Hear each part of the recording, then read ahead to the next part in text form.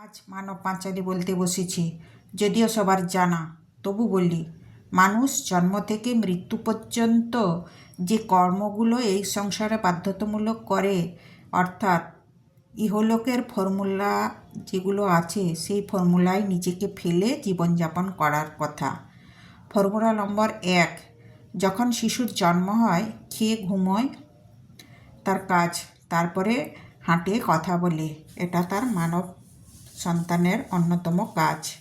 দ্বিতীয় ফর্মুলা, স্কুলে লেখাপড়া করা, যার যেমন বুদ্ধি তার তেমন লেখাপড়া করা। এ নিয়ে বাবা মায়েরা যদিও টেনশন করেন, তবুও আগেকার দিনের বাবা মায়েরা করতেন না। একসাথে অনেক বাচ্চা নিয়ে একটা মাস্টারমশাই বসতেন, কেউ পড়তো কেউ পড়তো না, যার যেটা ইচ্ছে তাই করতো। ফর্মুলা নম্বর 3, শিক্ষার পরে কিছু রোজগার করা, যে যেভাবে করতে পারে।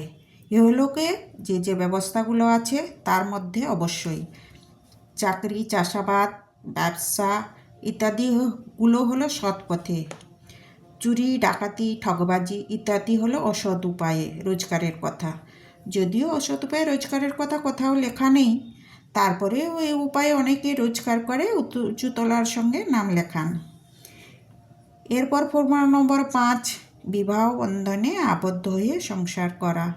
আর একটা অপশন আছে বটে, সংসার ত্যাগ করে সন্ন্যাসী হয়ে ভগবান লাভের আশায় ভগবানকে ডেকে যাওয়া। সংসার জীবনে অনেক জটিলা কুটিলার সঙ্গে থেকে সংসার করতে হয়। কারো জীবন পূর্ণ সুখময় কথা বলা যাবে না, তবে যাই হোক, এটাই নিয়ম, মেনে চলতে হয়। এরপর ফর্মুলা নম্বর 6, বৃদ্ধ বয়স সন্তানের ভরসায় জীবন কাটানো।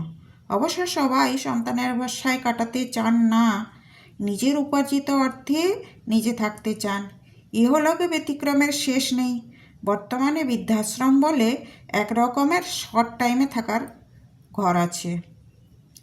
শর্ট টাইম মানে যে কয়েকদিন জীবনের বাকি আছে, ওই দিনগুলো সন্তানের আশ্রিত না হয়ে সম্পূর্ণ নিজের অর্থে থাকা, ওই হোটেলে থাকার মতো।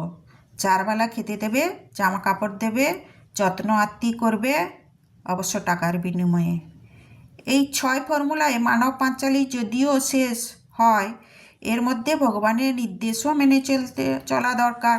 যেমন তাকে ডাকা, তার কথা ভাবা, বারংবার স্মরণ করা, দিবারাত্র তার কথা চিন্তা করা, পুজো করা, জীবনের শুরু থেকে শেষ পর্যন্ত তাকে পাওয়ার চেষ্টা করা, এই জন্যই মানব জন্ম ও তার পাঁচালী।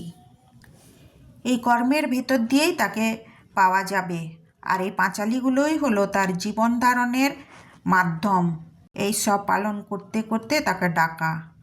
শুধু ভাত খেলে পেট ভরবে, কিন্তু তার সঙ্গে নানা পদের তরকারিগুলো ভাত খাওয়াকে সহজ করবে। তেমনি এই পাঁচালীগুলোও তাকে পেতে সাহায্য করবে, শুধু তাকে ডাকতে কষ্ট হবে, তাই পাঁচালীগুলোর মাধ্যমে ডাকলে সহজ হবে।